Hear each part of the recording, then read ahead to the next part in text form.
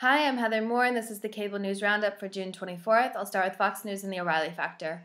Over the last week, the United States has been demonized as a racist nation. So his point is that all white people to be falsely accused of racism is bullshit.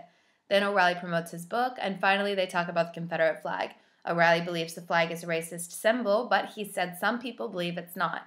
Chris Hayes reported that O'Reilly thinks the flag represents the bravery of Confederate soldiers, which he doesn't, and O'Reilly's mad. On the Kelly File, some time ago, Tracy Johnson was assembly line worker in Oklahoma when a man tried to behead her at work. The whole show was about her experience, and life after the attack.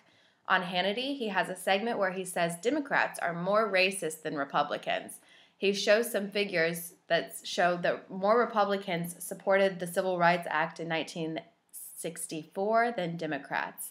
He talks about some key Democrats who have supported the Confederate flag in the past, and there's a new executive order where people cannot be prosecuted for paying ransoms. Rudy Giuliani and Hannity agree with the idea, but they say it could lead to an increase in kidnappings.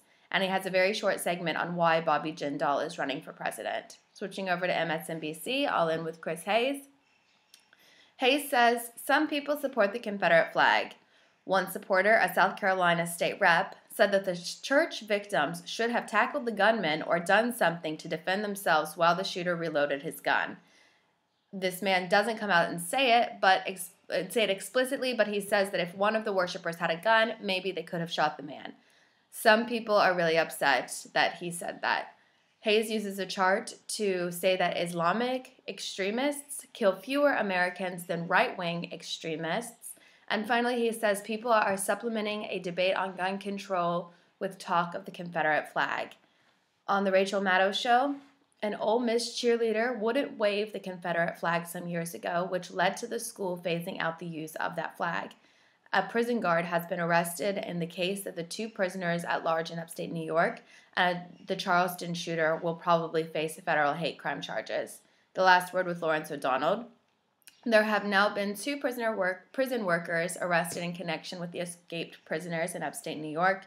The Boston Marathon bomber said he's sorry, and a South Carolina lawmaker talked about the 9 victims of the Charleston terrorist attack. So now you know.